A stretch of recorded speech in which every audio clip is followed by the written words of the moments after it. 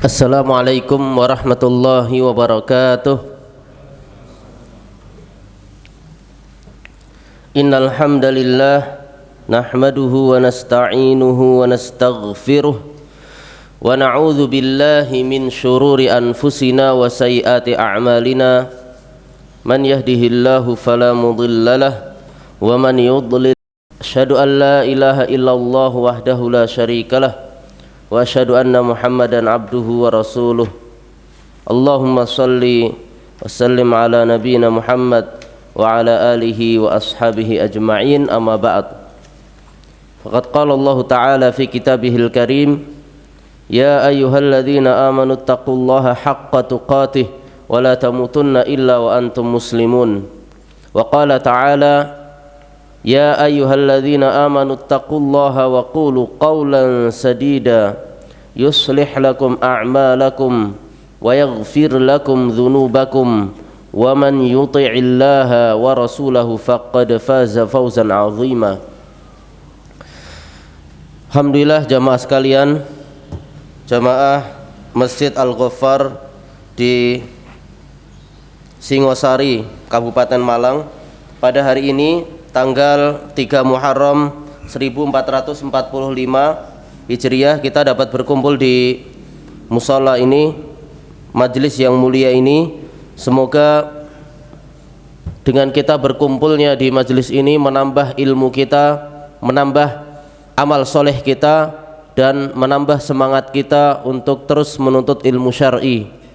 Barang siapa yang hidupnya untuk terus menuntut ilmu syar'i, insyaallah akan diberkahi kehidupannya di dunia dan di akhirat. Barang siapa yang menempuh jalan untuk menuntut ilmu syar'i, pasti Allah akan memudahkan baginya jalan menuju surga.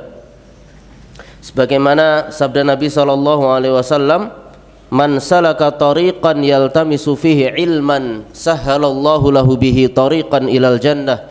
Barang siapa yang menempuh jalan untuk menuntut ilmu syar'i, pasti Allah akan mudahkan baginya jalan menuju surga. Dan ilmu syar'i ini sangat banyak sekali, dan tingkatan seseorang di dalam menuntut ilmu itu ada dua. Ada ilmu-ilmu yang menjadi fardhu ain, setiap orang harus mempelajari ilmu ini, dan juga ada yang sifatnya fardu kifayah. Artinya jika ada beberapa orang yang mempelajari ilmu ini dan sudah mencukupi, maka kewajiban menuntut ilmu syar'i ini gugur bagi yang lain. Di antara ilmu yang fardu ain adalah ilmu-ilmu tentang keseharian hidup kita, ya, matasihhu bihi ibadatuh, apa yang menjadi sah ibadahnya, seperti ilmu tentang wudu, ilmu tentang sholat. Ketika bulan puasa kita berpuasa, ini adalah ilmu-ilmu yang fardu ain. Ketika kita mau berkeluarga, ketika kita mau menikah, berarti saat itu kita sudah harus belajar ilmu tentang ilmu rumah tangga atau ilmu pernikahan, ilmu tentang kewajiban memberi nafkah kepada keluarga. Hukumnya adalah sudah menjadi apa? Fardu ain, karena dia sudah memantapkan dirinya akan berumah tangga, maka dia harus mempelajari ilmu seputar ini. Maka ilmu mempelajari tentang rumah tangga atau ilmu tentang pernikahan ini sangat penting sekali, terutama bagi kita yang sudah berumah tangga atau bagi kawan-kawan atau teman-teman ikhwan wal akhwat fillah yang akan berumah tangga. Ini adalah ilmu yang wajib, yang harus diketahui dan menjadi fardu ain untuk dipelajari. Bapak dan ibu-ibu sekalian, ikhwan wal akhwat fillah, insyaallah pada kesempatan sore hari ini kita akan membahas seputar fikih nafkah, fikih tentang nafkah. Dan kita akan membagi pembahasan ini menjadi dua.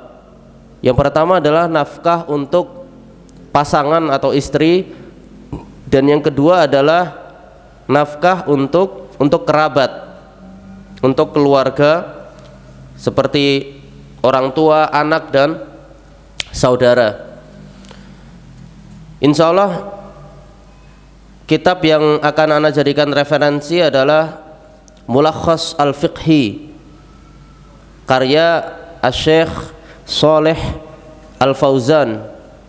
Kitab ini sangat ringkas dan cukup bagus untuk kita jadikan panduan di dalam bab fikih. Termasuk juga masalah ibadah, masalah muamalah. Kitab ini bisa kita jadikan batu loncatan atau titik awal untuk mempelajari fikih-fikih yang lebih luas lagi. Bapak dan ibu-ibu sekalian, kita akan masuk ke pembahasan nafkah ya. Karena temanya tentang nafkah, maka kita tidak perlu membahas tentang seputar rukun atau syarat pernikahan atau tema tentang pernikahan. Tapi kita langsung khusus membahas masalah nafkah. Kalau ada yang belum belajar tentang muqaddimah atau pengantar tentang pernikahan, maka harus mencari di majelis yang lain atau membaca di buku yang lain. Beliau berkata, Syekh Shalih Al-Fauzan, babun fi nafaqatiz zaujah. Ini adalah bab tentang menafkahi istri, nafkah kepada pasangan atau istri. Nafkah ini secara bahasa maksudnya adalah dirham atau harta-harta yang sejenis. Adapun secara istilah syariat, nafkah yang dimaksud adalah mencukupi kebutuhan orang-orang yang dia tanggung secara ma'ruf, baik berupa makanan, pakaian, tempat tinggal dan yang mengikutinya. Jadi mencukupi kebutuhan orang-orang yang dia tanggung secara ma'ruf, baik dari sisi makanan, pakaian, tempat tinggal dan yang mengikutinya. Dan yang paling pertama yang wajib dipenuhi kebutuhannya adalah nafkah kepada istri. Sehingga seorang suami wajib menafkahi istrinya baik dari sisi pakaian, makanan dan tempat tinggal. Makanan, pakaian dan tempat tinggal yang layak baginya. Allah Subhanahu wa taala berfirman, liyunfiq dzu sa'atin min sa'atih, agar orang-orang yang memiliki kelapangan menafkahi ya dari min sa'atih, dari kelapangannya ya, ketika dia berada pada kondisi yang lapang. Kemudian Allah Subhanahu wa taala juga berfirman, walahunna mithlul ladzi 'alaihinna bil ma'ruf, dan mereka mithlul ladzi 'alaihinna bil ma'ruf ya, bagi mereka ada yang semisal terhadap apa yang diwajibkan atas mereka dengan hal yang ma'ruf.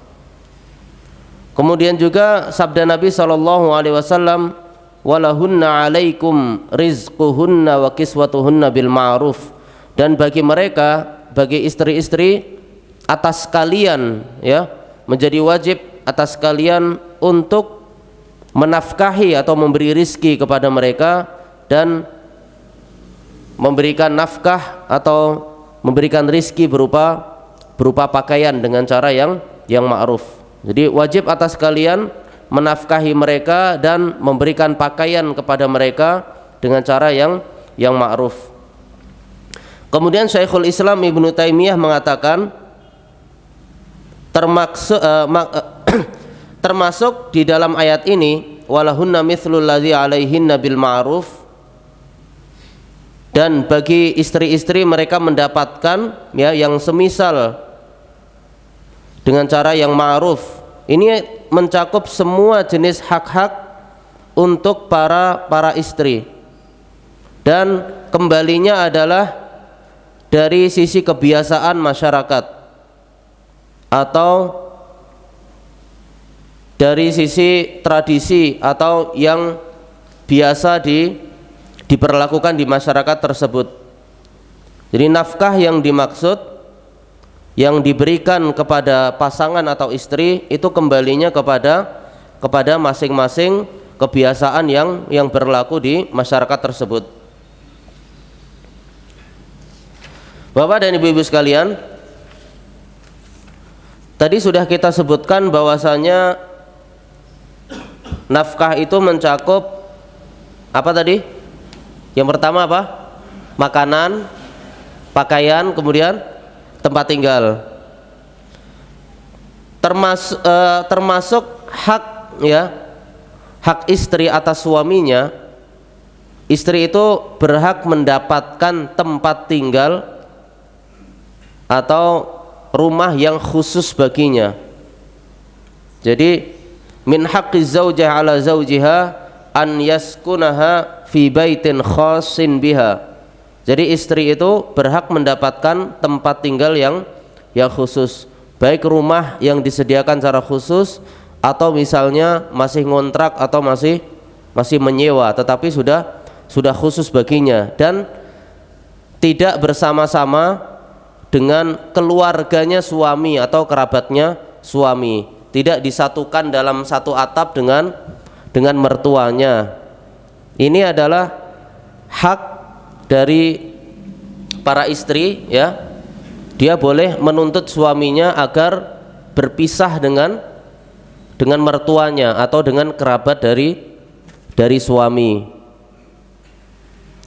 Kemudian kalau orang tua dari suami ini sudah lanjut usia atau sedang sakit dan membutuhkan perawatan atau membutuhkan bantuan dari anaknya, maka seorang suami atau anak dari orang tua ini kalau bisa jangan jauh-jauh tinggal dari orang tua. Dia bisa tinggal di rumah yang dekat dengan orang tuanya, tetap terpisah atapnya dengan orang tua, ya. Jadi antara istrinya dengan mertuanya terpisah, ya, tidak satu atap, akan tetapi tinggal di dekat rumah orang tuanya tadi, ya, atau mertua dari istrinya tadi, sehingga dia bisa terus membantu, kemudian bisa memeriksa kondisi orang tuanya dan bisa selalu berkhidmat, berbakti kepada orang tuanya.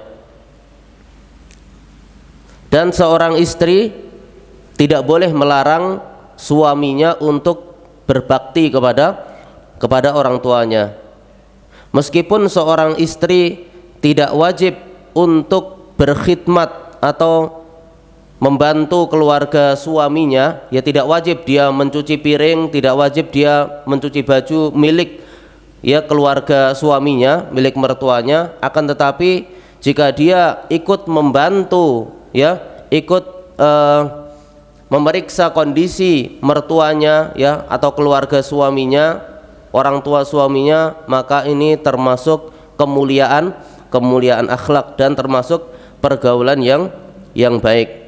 Karena kehidupan suami istri, kehidupan rumah tangga itu tidak hanya dibangun, ya, dengan hanya melaksanakan syarat-syarat pernikahan atau hal-hal yang wajib saja dalam pernikahan, akan tapi juga mencakup, ya, kemuliaan akhlak, kemudian sama-sama memberi hadiah, berbuat baik, ya, dan sebagainya.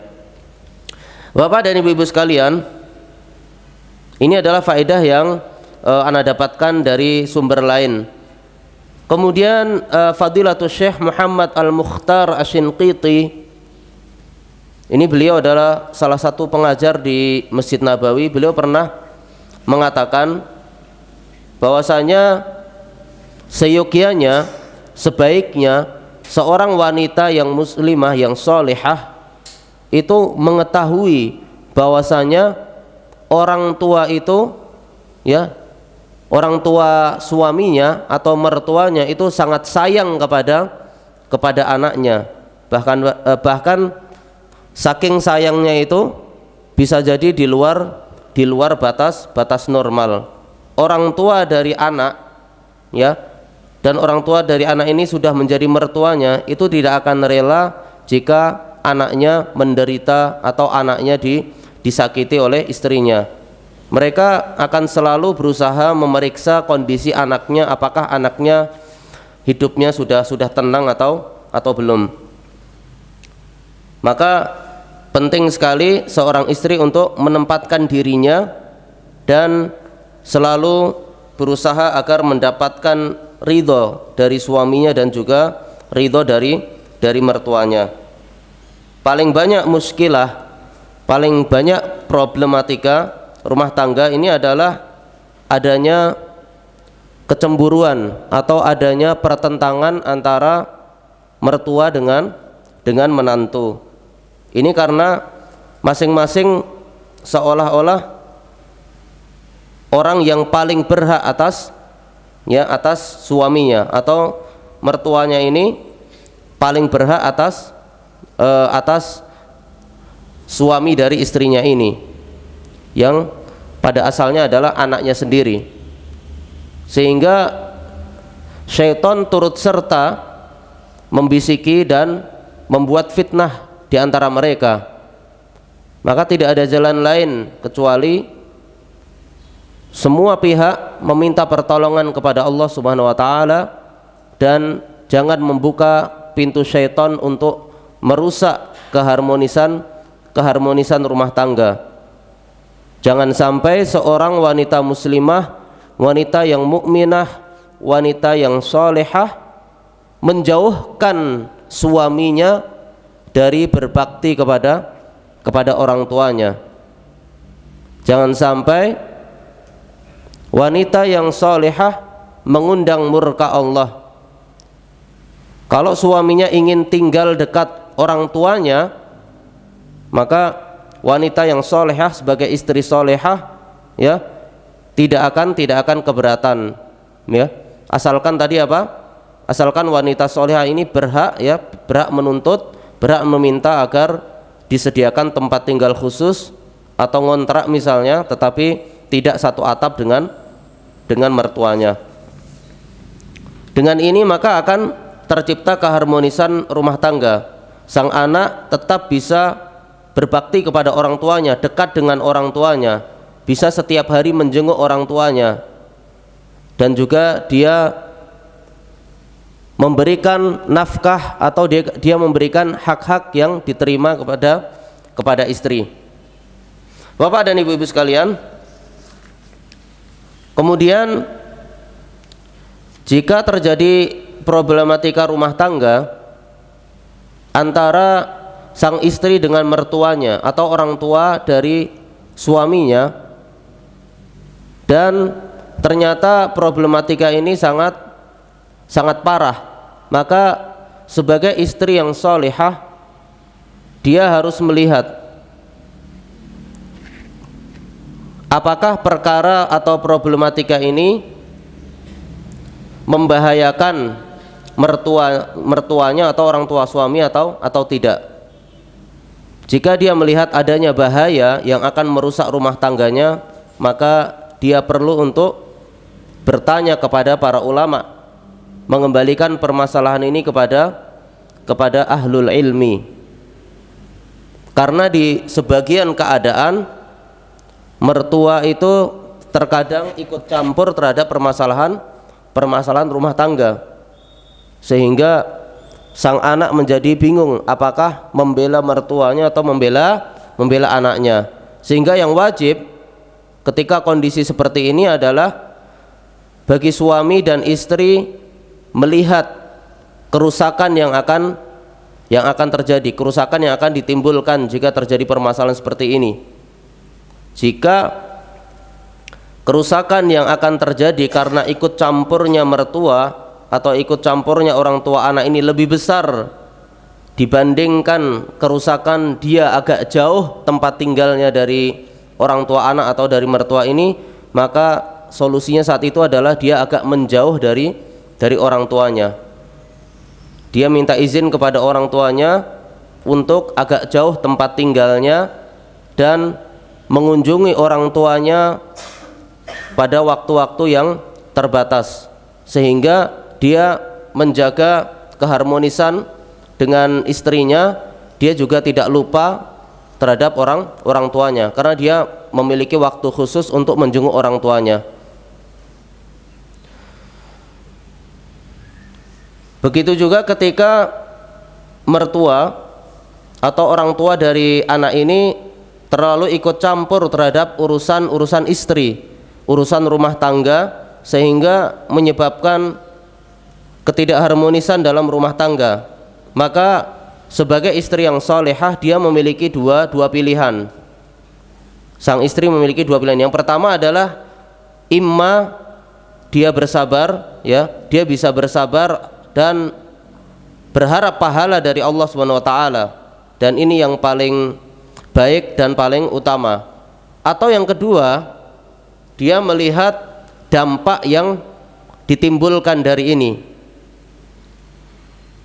Jika ternyata dampak dari yang ditimbulkan dari ikut campurnya mertua ini lebih besar, maka dia bisa meminta suaminya agar menjauhkan dia sementara dari mertuanya. Dan bagi sang suami untuk bertakwa kepada Allah terhadap urusan istrinya.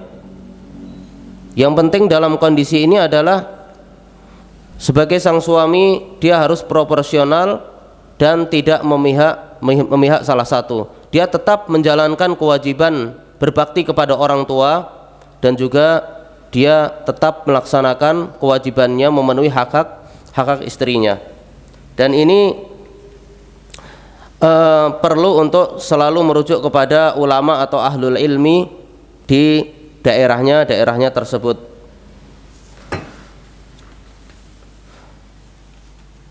Bapak dan ibu-ibu sekalian, ikhwan wa akhwat fillah. Kemudian ini masalah tempat tinggal.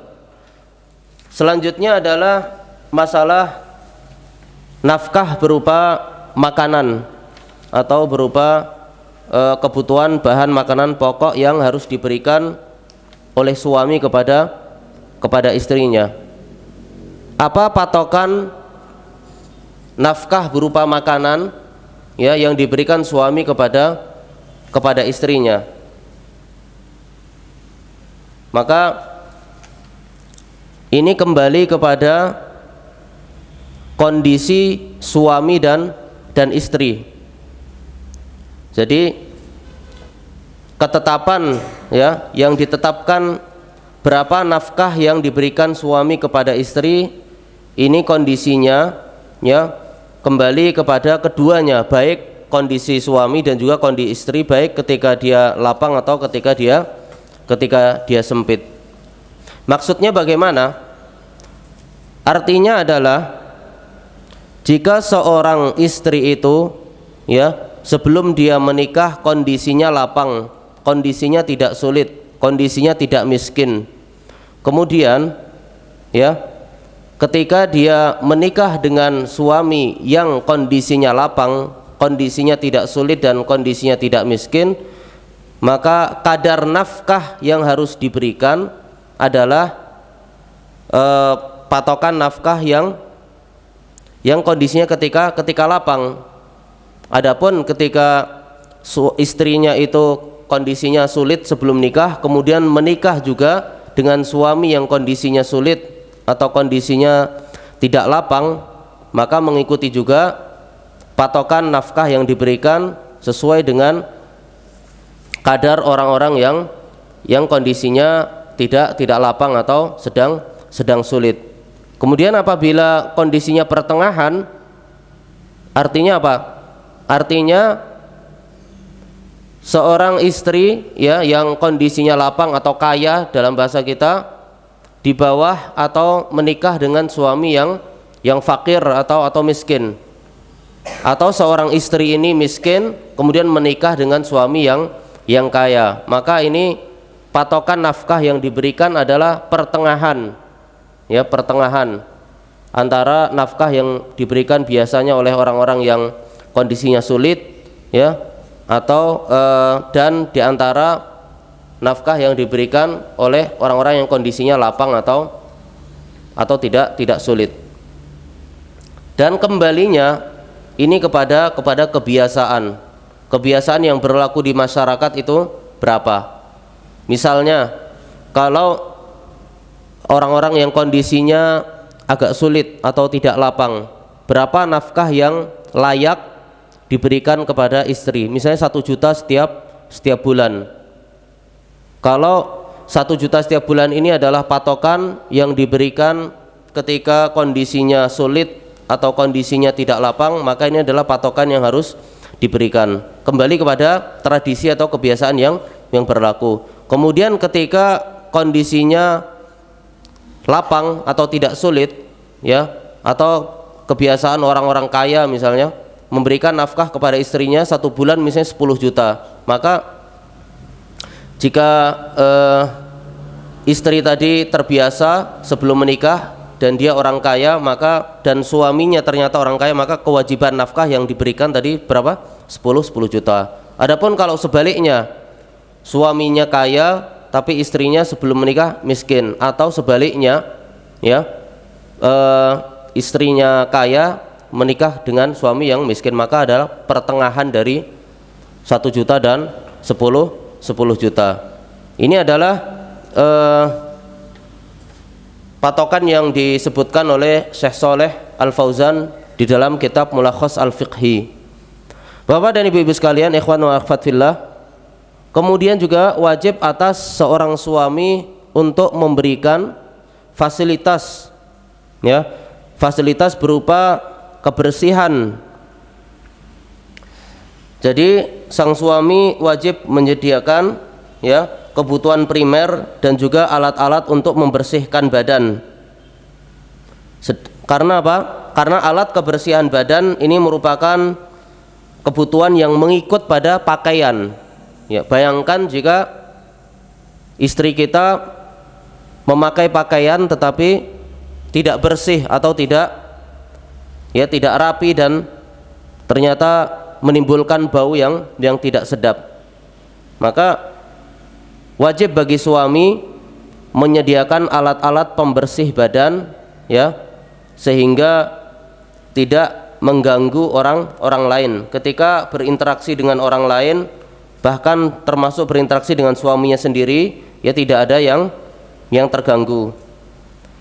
Karena yang mengganggu orang, ya, orang akan terganggu dengan bau badan. Sampai-sampai Rasulullah SAW pernah mengusir orang yang mulutnya berbau dari masjid. Dan bayangkan juga bagaimana jatuhnya marwah seorang suami, kehormatan suami jika istrinya dekat tetangga lalu semua menutup hidungnya karena bau badan sang istri. Jadi kata Syekh Shalih Fauzan, beliau mengatakan wa ala zauji mu'natu nadhafati zaujatihi. Jadi wajib bagi seorang suami untuk menyediakan fasilitas kebersihan, ya, bagi istrinya. Fasilitas alat-alat, ya, untuk kebersihan badan bagi istrinya. Min duhnin wa sidrin wa sabunin wa min ma'in lisyurbi wat taharah wan nadhafah. Berupa apa? Berupa minyak rambut, kemudian berupa sidir, ya, berupa sabun, ya, termasuk juga sampo, sikat gigi, pasta gigi, ya, sisir dan lain-lain. Ini untuk membersihkan badan istrinya. Termasuk juga wajib menyediakan deodoran atau menyediakan pembersih ketiak sehingga tidak mengganggu, ya, baunya itu tidak mengganggu sekitarnya. Bapak dan Ibu sekalian, ikhwan wa akhwat fillah, yang telah kita sebutkan ini kondisinya adalah ketika sang istri itu berada dalam tanggungan kita. Jadi fi ismatihi, tanggungan suaminya. Adapun jika sang istri tadi ternyata sudah ditalak atau sudah dicerai, ya, kemudian dia berada dalam masa iddah, ini maka terbagi menjadi 2 hal. Ada 2 macam orang wanita yang dicerai. Yang pertama adalah jika cerainya adalah tolak raj'i Artinya apa? Dia baru ditalak satu atau dua dan ada kemungkinan suaminya akan rujuk atau kembali. Suaminya rujuk sebelum masa iddahnya berakhir. Maka talak yang telah dijatuhkan oleh suami tadi itu namanya apa? Talak raj'i. Kalau talaknya berupa talak raj'i dan masih berada dalam masa iddah, maka sang suami tetap wajib menafkahi istrinya. Sang suami tetap wajib menafkahi istrinya selama masih dalam masa iddah, karena istrinya tadi masih statusnya masih sebagai istri. Allah Subhanahu wa taala berfirman, wa bu'ulatuhunna ahaqqu biraddihinna fi dzalik. Dan suami-suami mereka itu lebih berhak untuk rujuk dalam perkara itu. Kemudian yang kedua, jika talaknya adalah talak bain, talak bain, baik bainnya ini kubro atau sugro. Talak bain yang kubro adalah jika sudah ditalak sebanyak tiga kali. Atau talak bain sugro ini adalah jika istri tadi ditalak, talaknya baru pertama kali, akan tetapi talaknya ini terjadi sebelum dia menggauli istrinya, sebelum dia berjima dengan istrinya. Maka ini jatuhnya juga adalah talak bain, akan tapi bain yang sugro. Maka ketika sudah ditalak bain, maka sang istri tadi tidak mendapatkan nafkah dan juga tidak berhak mendapatkan tempat tinggal. Sebagaimana di dalam hadis dari Fatimah binti Qais, beliau pernah ditalak oleh suaminya dengan talak bain. Lalu Rasulullah SAW mengatakan kepadanya, la nafaqata laki wala sukna. Artinya engkau tidak berhak mendapatkan nafkah dan juga tidak mendapatkan tempat tinggal. Ada pengecualian dari talak bain ini. Jika wanita yang ditalak bain ini sedang hamil, maka khusus ketika dia sedang hamil ini berhak mendapatkan nafkah. Allah Subhanahu wa taala berfirman, wa in kunna ulati hamlin fa anfiqu alaihinna hatta yadha'na hamlahun. Dan jika wanita-wanita itu kondisinya sedang hamil, maka nafkahilah mereka hatta yadha'na hamlahun, sampai mereka melahirkan. Kemudian juga kata Rasulullah SAW kepada Fatimah binti Qais, la nafaqata laki illa an takuni hamila. Tidak ada nafkah, kamu tidak berhak mendapatkan nafkah kecuali kondisinya kamu sedang hamil. Karena janin yang berada di dalam kandungan ini adalah anak dari suami yang menceraikan istrinya tadi, sehingga janin yang berada dalam kandungan ini berhak mendapatkan nafkah, dan tidak mungkin dia dinafkahi kecuali lewat istrinya tadi atau lewat ibunya dari anak ini. Bapak dan Ibu sekalian, kemudian ada kondisi di mana sang istri tidak berhak mendapatkan nafkah dari suaminya. Ini ada beberapa sebab sang istri tidak berhak mendapatkan nafkah dari suami ini gugur jika ada sebab-sebab berikut ini. Yang pertama adalah idza hubisat anhu saqatat nafaqatuha. Artinya apa? Artinya sang istri menahan dirinya, tidak mau digauli oleh suaminya, tidak mau diajak berjima, tidak mau diajak hubungan suami istri, hubungan intim suami istri. Maka saat itu gugur kewajiban nafkah suami kepada istrinya, karena istrinya menolak hubungan suami istri. Karena yang namanya nafkah, an-nafaqah muqabil al-istimta'. Artinya nafkah yang diberikan suami kepada istri itu adalah muqabil, artinya sebagai kompensasi karena suami berhak bersenang-senang atau menggauli istrinya. Kalau istrinya menolak ajakan suami, ya, dan tidak mau digauli oleh suami, maka pada saat itu nafkah dari suami gugur kepada istrinya. Ini yang pertama. Jadi istri menolak, ya, menolak berjima dengan suaminya. Kemudian yang kedua adalah idza nasyazat anhu fa innaha tasqutu nafaqatuha. Artinya adalah jika istrinya ini membangkang atau durhaka kepada suaminya atau bermaksiat, suaminya melarang akan tetapi istrinya malah melakukan. Seperti misalnya suaminya mengajak untuk pindah tempat tinggal, kemudian istrinya menolak, atau misalnya istrinya keluar rumah tanpa izin padahal suaminya sudah melarang, maka pada saat ini nafkah dari suami gugur, ya, dan istri tidak berhak mendapatkan nafkah karena dia membangkang, karena dia durhaka kepada suaminya dan tidak taat. Kemudian yang ketiga, nafkah dari suami gugur kepada istrinya adalah lau safarat li hajatiha fa innaha tasqutu nafaqatuha. Ketika sang istri ini safar, bepergian jauh karena adanya kebutuhannya. Jadi karena istri ini memiliki kebutuhan sehingga safar atau melakukan perjalanan jauh, maka saat itu gugur nafkah kepadanya. Karena ketika dia safar bepergian jauh meskipun untuk kebutuhannya, ya, itu sudah terhalang suaminya untuk menggauli dirinya, ya. Jadi dia menghalangi dirinya untuk bersenang-senang atau bergaul berjima dengan suaminya. Ini adalah salah satu sebab nafkah dari suami bisa gugur.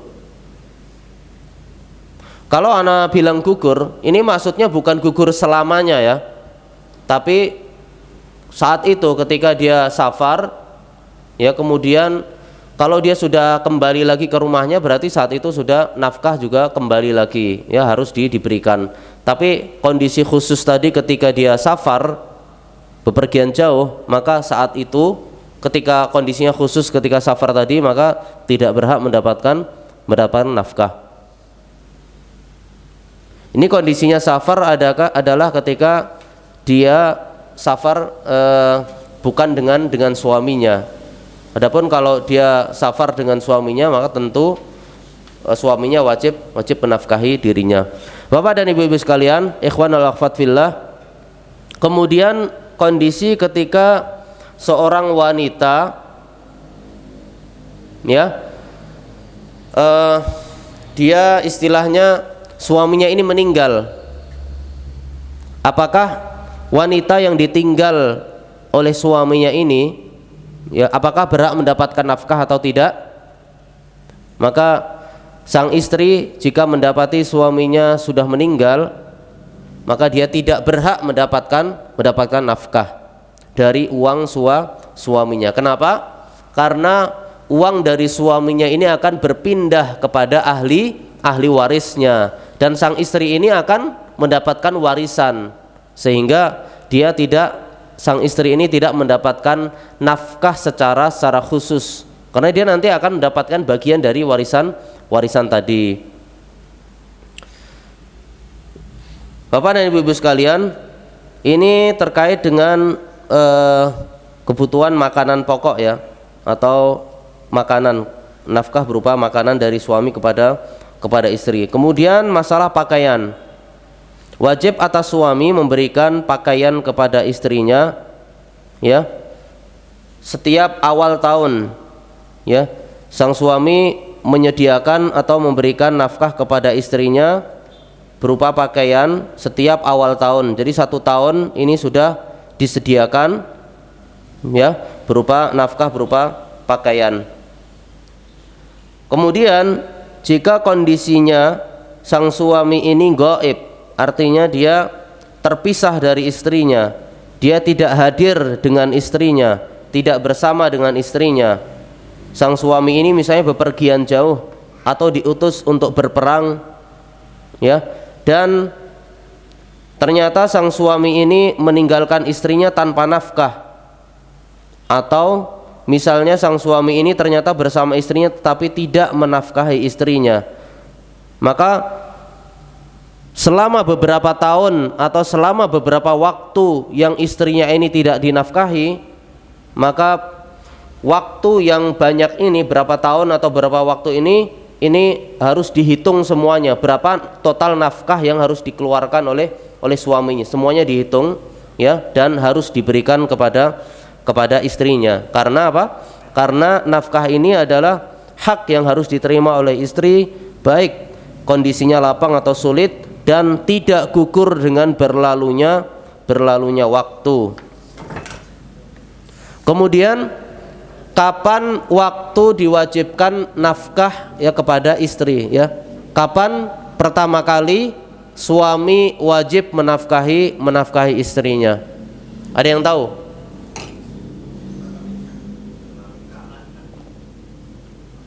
Setelah apa? Setelah nikah? Ada yang lebih khusus lagi? Ketika apa? Jadi kata Syekh Shalih Fauzan, beliau mengatakan wa yabda'u waqtu wujubi nafaqati zaujah ala zaujiha min hini taslimi nafsiha lahu. Jadi dimulai waktu wajib memberikan nafkah kepada istri itu ketika sang istri ini sudah menyerahkan dirinya. Jadi bukan pas awal akad nikah langsung, tetapi ketika sang istri sudah menyiapkan, mempersiapkan dirinya, sudah menyerahkan dirinya, siap untuk digauli oleh suaminya, siap untuk ya berhubungan intim dengan suaminya. Ini adalah saat itu ya, maka itu wajib untuk diberikan nafkah. Pertama kali permulaan nafkah dimulai saat itu. Kemudian jika sang suami ini ternyata kondisinya kesulitan, sulit untuk memberikan nafkah, maka sang istri bisa bersabar atau dia berhak menuntut ya kepada sang hakim untuk membatalkan pernikahannya. Sebagaimana hadis Abi Hurairah radhiyallahu an secara marfu, fir rajuli la yajidu ma yunfiqu ala imra'atihi qal yufarraqu bainahuma. Abu Hurairah pernah mengatakan, dan hadis ini marfu kepada Nabi SAW, tentang seseorang yang tidak memiliki sesuatu untuk menafkahi istrinya. Lalu beliau mengatakan ya, mereka dipisahkan antara mereka berdua. Kemudian juga kata Allah Subhanahu wa taala di dalam surat Al-Baqarah ayat 229, fa imsakum bima'rufin aw tasrihum bi ihsan. Maka bisa imsakun bima'ruf, artinya tetap menjaga hubungan suami istri dengan cara yang ma'ruf, atau berpisah dengan cara yang baik-baik. Dan bukan termasuk hal yang ma'ruf ya, menjaga hubungan suami istri tetapi ternyata suami tidak memberikan nafkah. Bapak dan ibu-ibu sekalian, kemudian ada masalah yang sangat penting sekali. Bagaimana jika ternyata sang suami ini memiliki harta, memiliki kemampuan, memiliki kelapangan, ya, kondisinya tidak sulit, akan tetapi pelit terhadap istrinya. Hal ini pernah diceritakan, bahkan pernah dialami ya oleh Hindun bintu Utbah.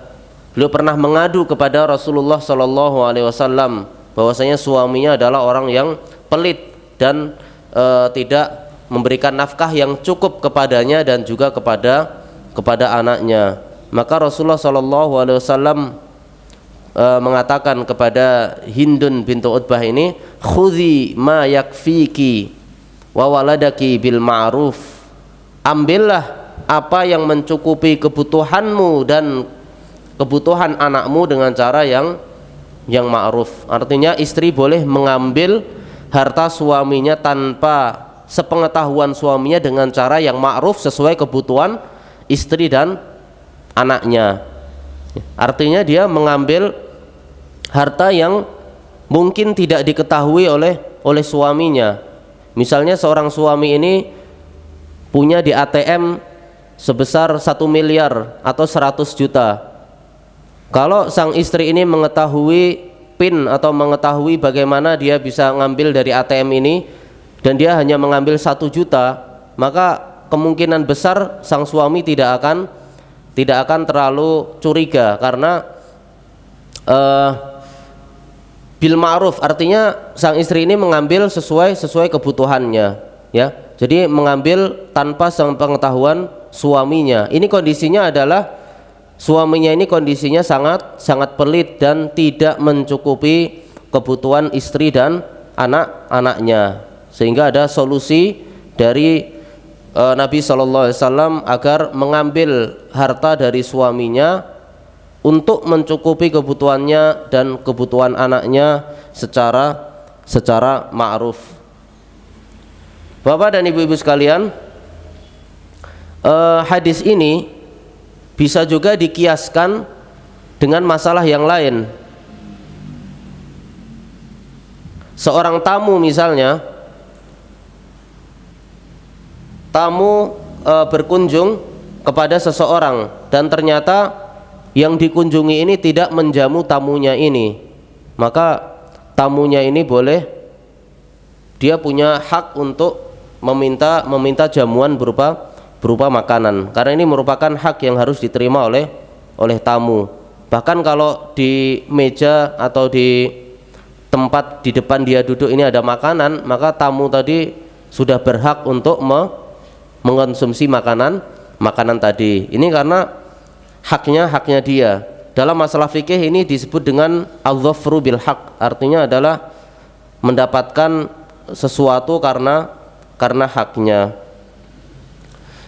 Bapak dan ibu-ibu sekalian, ini adalah berkaitan dengan nafkah kepada istri atau kepada pasangan, sehingga dengan ini kita mengetahui kesempurnaan syariat ini, bahwasanya seseorang itu harus memberikan sesuai hak, ya. Seseorang itu harus memberikan masing-masing itu sesuai dengan haknya. Dia harus memberikan istrinya sesuai dengan haknya, dia harus menafkahi anaknya sesuai dengan haknya. Dan ini menunjukkan syariat Islam yang sangat mulia, ya.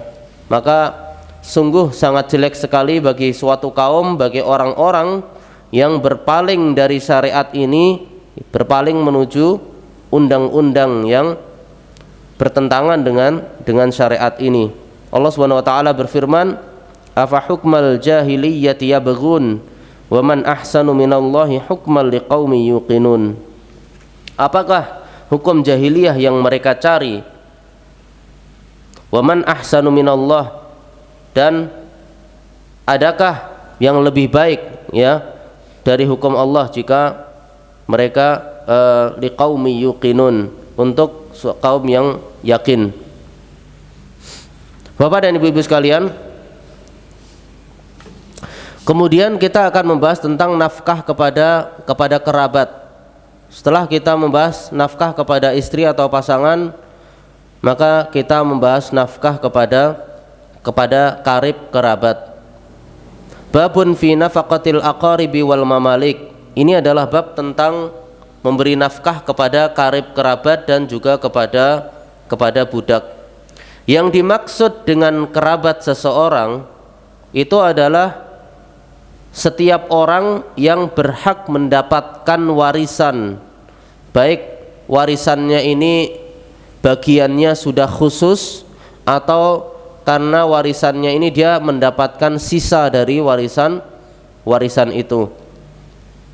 Adapun nafkah kepada budak yang dimaksud adalah al-mamalik di sini setiap orang, ya, yang berada di bawah kuasa orang lain, baik berupa budak atau binatang ternak.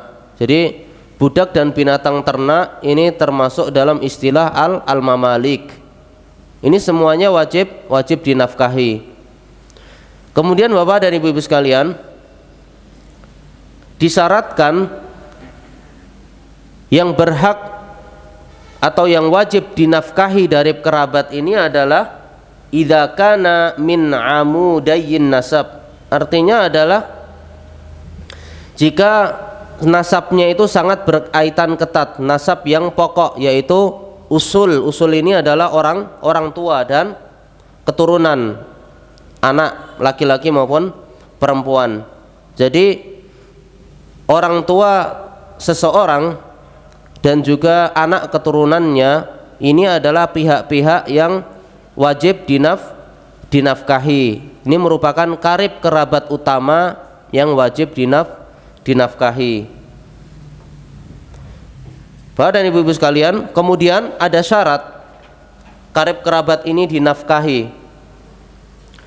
Yang pertama, karib kerabat ini dinafkahi kalau kondisinya adalah sedang fakir atau miskin dan tidak memiliki sesuatu.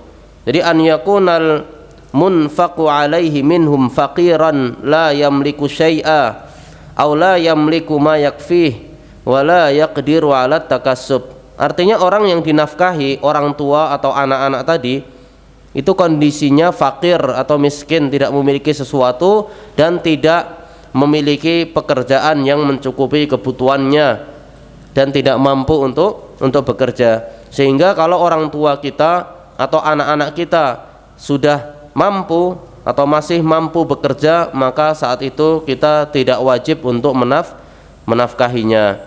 Kalau anak-anak kita sudah besar dan mampu untuk mandiri, untuk bekerja sendiri, maka saat itu kita tidak wajib menafkahi anak-anak kita. Kemudian yang kedua Bapak dan Ibu sekalian, wa an yakunal munfiqu ghaniyan indahu ma yafdulu an qutihi wa quti zaujatihi wa mamlukihi. Artinya seseorang itu yang ingin menafkahi orang tuanya itu kondisinya sedang lapang, ghaniyan atau berkecukupan atau kaya. Jadi yang ingin menafkahi orang tuanya tadi kondisinya juga lagi mudah, lagi kaya atau sedang berkecukupan. Dia memiliki kelebihan ya dari makanannya dan juga makanan yang dimakan oleh istrinya dan juga budaknya. Artinya dia memiliki kelebihan harta. Kalau dia memiliki kelebihan harta, kemudian orang tuanya juga kondisinya sedang fakir atau miskin dan sangat butuh, kondisinya sedang sulit, maka saat itu dia wajib menafkahi orang tuanya. Bapak dan Ibu sekalian, kemudian syarat yang ketiga adalah wa an yakunal munfiqu wal munfaqu alaihi ala dinin wahid. Artinya yang menafkahi dan dinafkahi itu agamanya sama. Kalau agamanya berbeda maka apa? Tidak wajib menafkahi. Sama-sama beragama Islam, harus satu agama, tidak boleh berbeda agama. Kalau agamanya berbeda maka gugur kewajiban untuk menafkahi orang tua. Kemudian Bapak dan Ibu sekalian, syarat selanjutnya adalah yang dinafkahi itu ketika dia bukan orang tua dan juga bukan anaknya, maka ada syarat-syarat tambahan ya. Misalnya apa kalau bukan anak dan bukan orang tua dan bukan anak? Misalnya saudara. Kalau ada saudara yang kesulitan sedangkan kita mampu dan juga agamanya sama, maka ada syarat tambahan, yaitu apa? Yaitu pihak yang menafkahi atau kita misalnya ingin menafkahi saudara, itu kita menjadi waris. Waris artinya adalah kita sebagai ahli waris dari pihak yang kita nafkahi atau pihak yang dinafkahi ya.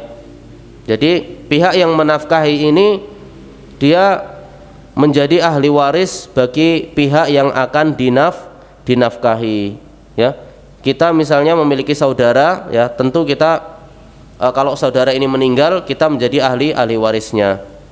Kalau karib kerabatnya ini, atau kalau kita bukan termasuk ahli waris dari karib kerabat, ya, maka karib kerabat tersebut berarti tidak wajib dinafkahi.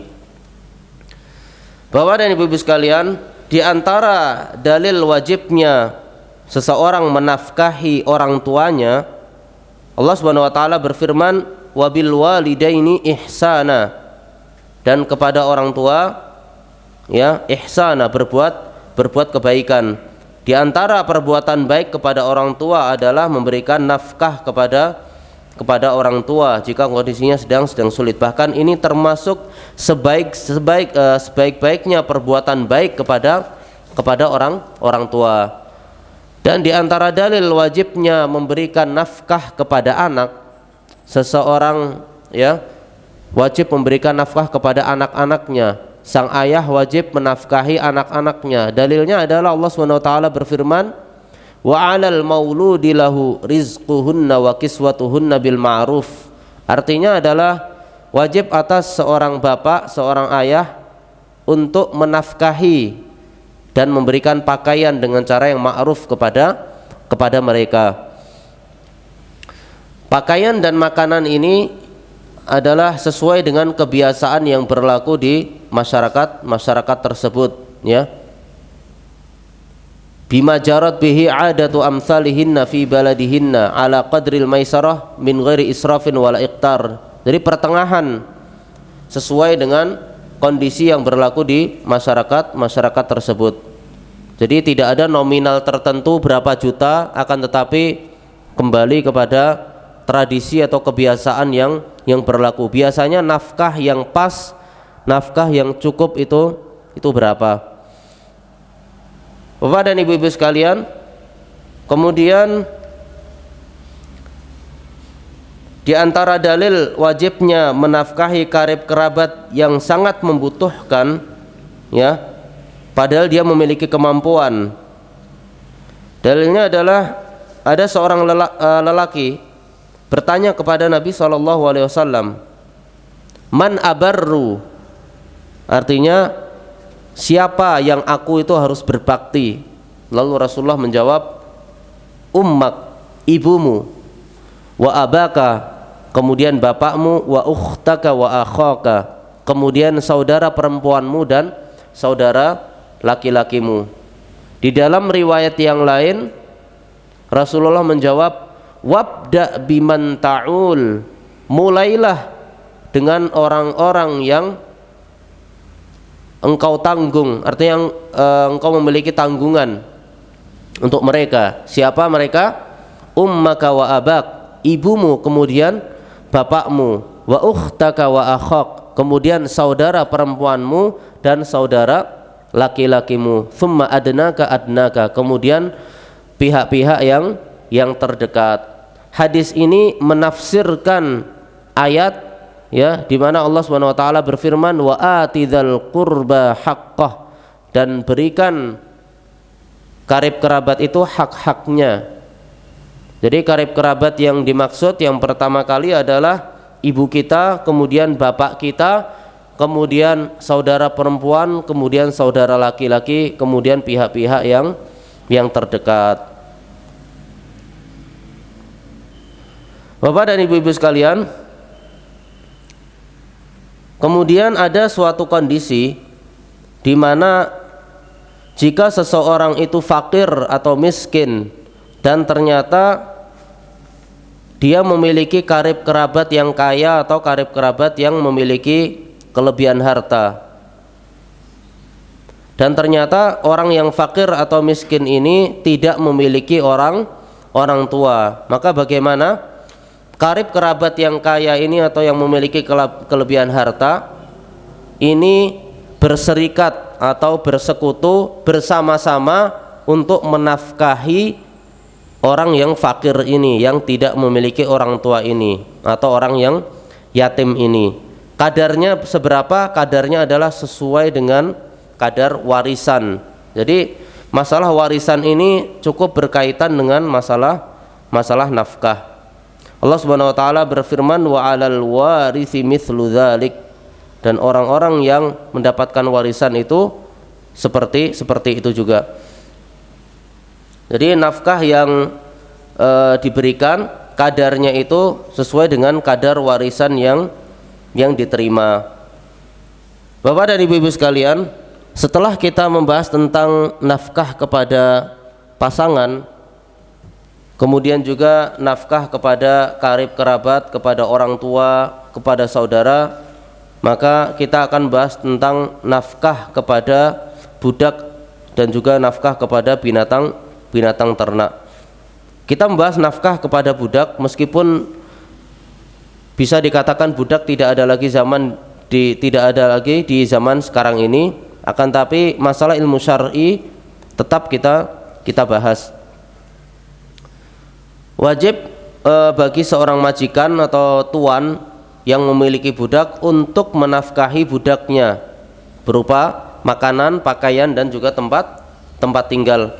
Rasulullah Shallallahu Alaihi Wasallam bersabda, walil mamluki ta'amuhu wa kiswatuhu bil ma'ruf. Artinya adalah sang budak ini juga memiliki hak berupa makanan dan pakaian secara ma'ruf. Jadi sang budak ini juga wajib dinafkahi, baik dari sisi makanan, pakaian secara ma'ruf. Wala yukallafu minal amali ma la yutiq, dan seorang budak ini tidak boleh dibebani dengan pekerjaan yang tidak dia mampu. Kemudian juga jika sang budak ini ingin menikah, maka tuannya ini menikahkan dirinya, ya, atau kalau dia mampu maka budak ini harus dijual. Allah Subhanahu wa taala berfirman, wa ankihul ayama minkum was-salihina min ibadikum wa imaikum. Artinya adalah nikahkanlah budak-budak di antara kalian dan orang-orang yang soleh dari budak-budak kalian. Ya, nikahkanlah budak-budak wanita milik kalian dan juga budak-budak laki-laki yang soleh milik kalian. Dan perintah dalam Al-Quran ini berkonsekuensi wajib jika budak tadi meminta. Kemudian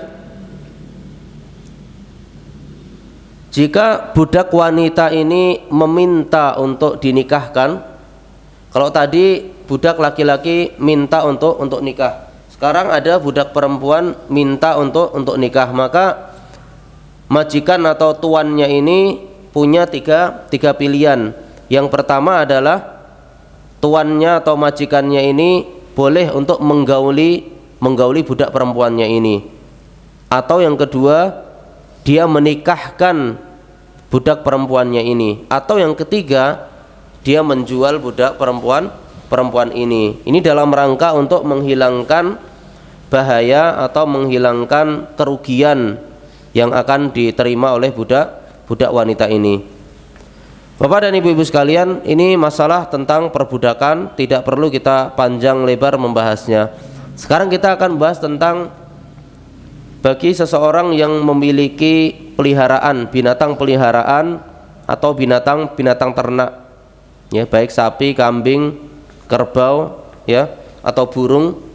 Maka orang yang memiliki peliharaan berupa binatang atau binatang ternak, maka harus menafkahi atau harus memberi makan kepada binatang peliharaannya ini, harus memberikan makanan atau pakan ternak, harus menyediakan minuman, dan yang menjadikan binatang ini tetap hidup.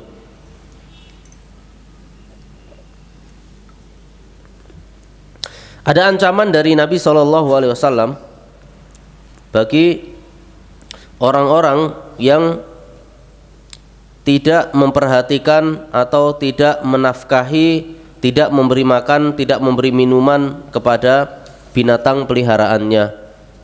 Dikisahkan ada seseorang wanita yang dia diazab itu gara-gara apa? Gara-gara kucing yang dia tahan. Udzibat imra'atun fi hirratin habasatha. Seorang wanita diazab karena dia menahan atau memenjarakan kucing. Hatta matat ju'an, sampai kucing ini kelaparan.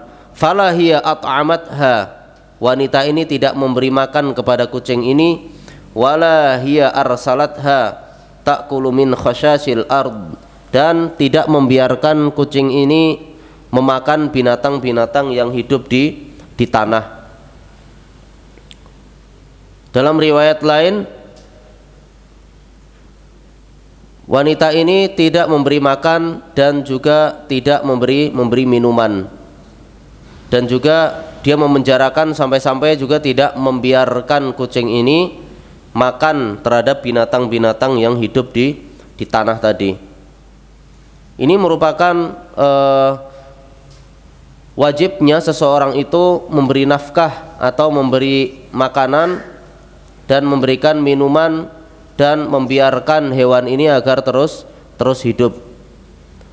Karena sebab masuknya seorang wanita tadi ke neraka adalah membiarkan kucing tanpa dinafkahi, tanpa diberikan makan. Kalau kucing aja seperti ini, bagaimana dengan hewan-hewan yang lain? Apalagi seorang suami yang tidak menafkahi istrinya, seorang bapak yang tidak menafkahi anaknya, tentu lebih utama ancamannya. Kemudian Bapak dan Ibu sekalian, tidak boleh bagi seseorang yang memiliki binatang peliharaan atau dia memelihara binatang ternak untuk memberikan beban yang tidak dimampui oleh binatang tadi. Wala yajuzu limalikil bahimah an yuhammilaha ma ta'jazu anhu, tidak boleh seseorang yang memiliki binatang ternak untuk memberikan beban yang melemahkan binatang ini, yang binatang ini lemah dan tidak mampu. Kenapa? Li'anna dzalika ta'dzibun laha, karena ini menyiksa binatang tadi. Begitu juga wala yajuzu lahu an yahliba min labaniha ma yadurru waladaha, dan juga tidak boleh seseorang ini memeras susu binatang ini sehingga memudaratkan atau menyakiti anak-anaknya sampai anak-anak dari binatang ini sampai kelaparan dan tidak mendapatkan susu dari induknya tadi. Rasulullah SAW bersabda, la darara wala dirar, tidak boleh membahayakan dan tidak boleh membalas bahaya dengan yang setimpal. Kemudian juga ada adab yang lain terkait dengan binatang-binatang ternak. Haram hukumnya melaknat atau mengutuk binatang atau memukul binatang di wajahnya. Wa yahrumu alaihi la'nul bahimah wa darbuha fi wajhiha, tidak boleh atau haram bagi seseorang untuk melaknat binatang ternak dan memukul di wajahnya. Kemudian jika seseorang ini tidak mampu untuk menafkahi, tidak mampu memberi makan binatang peliharaannya, maka apa solusinya? Fa in ajaza malikul bahimati 'anil infaqi 'alaiha ujbira ala bai'iha au ta'jiriha au dzabhiha in kanat mimma tu'kal. Solusinya apa? Solusinya adalah dia yang pertama bisa menjual binatang ternak ini, atau yang kedua menyewakan binatang ini, atau yang ketiga disembelih sekalian binatang ini dan dimakan. Karena kalau dibiarkan tetap hidup tetapi tidak dinafkahi, tidak diberi makan, ya, maka ini merupakan kezaliman, zulmun, dan kezaliman harus dihilangkan. Bapak dan Ibu sekalian, ini adalah pembahasan tentang nafkah kepada binatang ternak. Alhamdulillah kita tadi sudah membahas tentang nafkah kepada pasangan, kepada istri, kepada orang tua, kepada anak, kepada karib kerabat, dan juga terakhir kepada binatang ternak atau binatang peliharaan. Semoga apa yang kita pelajari ini bermanfaat dan semoga kita bisa melakukan atau kita bisa menjaga keharmonisan rumah tangga kita. Yang paling penting adalah kita mampu menafkahi orang-orang yang berada di dalam tanggungan kita. Jazakumullah khairan kepada bapak dan ibu-ibu sekalian, ikhwan wal akhwat fillah. Semoga masalah fikih nafkah yang sudah kita pelajari ini bermanfaat, dan semoga kita bisa menjadi insan-insan, manusia-manusia yang bisa menafkahi keluarganya. Kita bisa menanggung kehidupan orang-orang yang berada dalam tanggungan kita, sehingga kita tidak dimurkai oleh Allah Subhanahu wa ta'ala. Amin ya rabbal alamin. Kita tutup dengan doa kafaratul majlis. Subhanakallahumma bihamdika asyhadu an la ilaha illa anta astaghfiruka wa atubu ilaik. Assalamualaikum warahmatullahi wabarakatuh.